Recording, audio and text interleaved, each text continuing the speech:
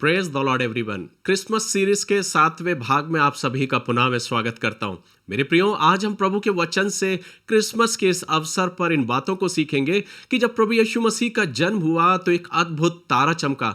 ये तारा अन्य तारों से बिल्कुल भिन्न था। इसमें क्या भिन्नता थी, परमेश्वर के वचन से हम सीखने का प्रयास करेंगे। मत्ती के सुसमाचार में जब हम मनन करते हैं तो लिखा है 2 अध्याय में, हेरोदेस राजा के दिनों में जब यहूदिया के बैतलहम में यीशु का जन्म हुआ तो पूर्व से कई ज्योतिषी यरूशलेम में आकर पूछने लगे, यहूदियों का राजा जिसका जन्म हुआ है कहाँ है?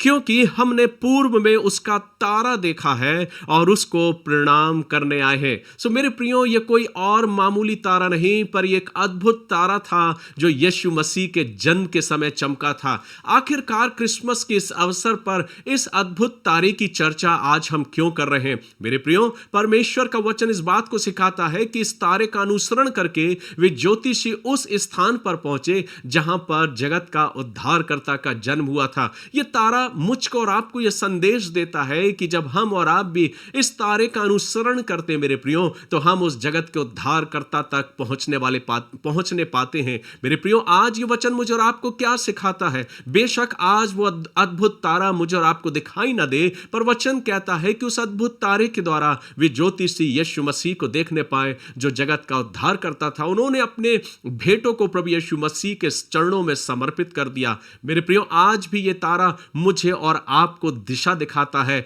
बहुत हैं जो इस तारे का अनुसरण करते हैं और उस उद्धारकर्ता तक पहुंच जाते हैं, और कितने हैं जो इस तारे का अनुसरण नहीं करते, अपने जीवन में उस पर विश्वास नहीं करते, यकीन नहीं करते, और वे उस मार्ग से भटक जाते हैं। लेकिन वचन कहता है जितने उस तारे का अनुसरण करते हैं वो उस उद्धारकर्ता से मेल मिलाप करने पाते हैं। आखिरकार ये आज के समय में, इस वर्तमान के समय में वो तारा है कौन सा? और वो तारा है मेरे और आपके हाथ में, प्रभु का वो वचन जो मुझे और आपको दिया गया। वचन कहता है स्वयं जगत का उद्धारकर्ता मानव रूप लेके इस संसार में जन्म लिया, और यही वो तारा है जो आज मेरे और आपके हाथों में है, जो स्वयं मानव बना। यही आदि से वो वचन था।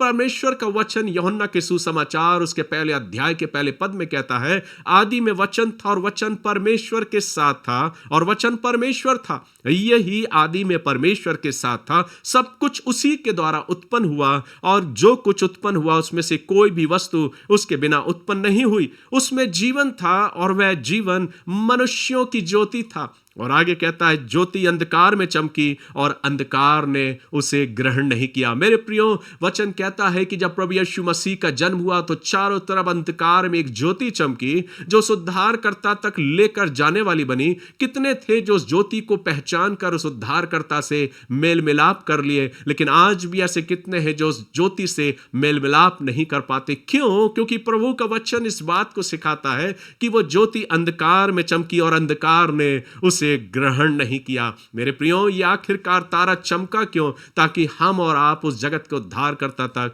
पहुंचने वाले हो सके। आज ये तारा मेरे और आपके हाथ में वो प्रभु का वचन है जिसके द्वारा, जिसकी रोशनी में होकर हम प्रभु तक पहुंचने पाते हैं। क्योंकि वचन कहता है कि प्रभु का वचन उस ज्योति के समान है जो अंधकार में मुझे और आपको रोशनी प्रदान करती है। तो क्रिसमस के इस अवसर पर मेरे प्रियो, तारा क्यों चमका? इसलिए ताकि हम उस जगत के उद्धारकर्ता तक पहुंचने वाले हो सके। आइए हम मिलकर क्रिसमस के इस पावन अवसर पर अपने आप को प्रभु के मार्ग में निरंतर आगे बढ़ाते हुए उसकी शिक्षाओं के अनुसार, उसके उस दिशा निर्देशों के अनुसार अपने जीवन को व्यतीत करें। और आज एक बड़ी भीड़ मेरे प्रियो प्रभु के उस मार्गदर्शन में अपने जीवन को व्यतीत करती है, और अपने व्यवहार के द्वारा, अपने आचरण के द्वारा, अपने बोलचाल के द्वारा प्रभु के प्रेम को प्रकट करती है। क्योंकि हम वे लोग हैं मेरे प्रियो, जब हम प्रभु की तरफ चलते हैं तो जो तारे ने हमको और आपको सिखाया, जो तारा, जो अद्भुत तारा जो स्वयं प्रभु यीशु मसीह है, उसने मुझे और आपको एक शिक्षा दी है कि हम उन शिक्षाओं का अनुसरण करें और अपने जीवन से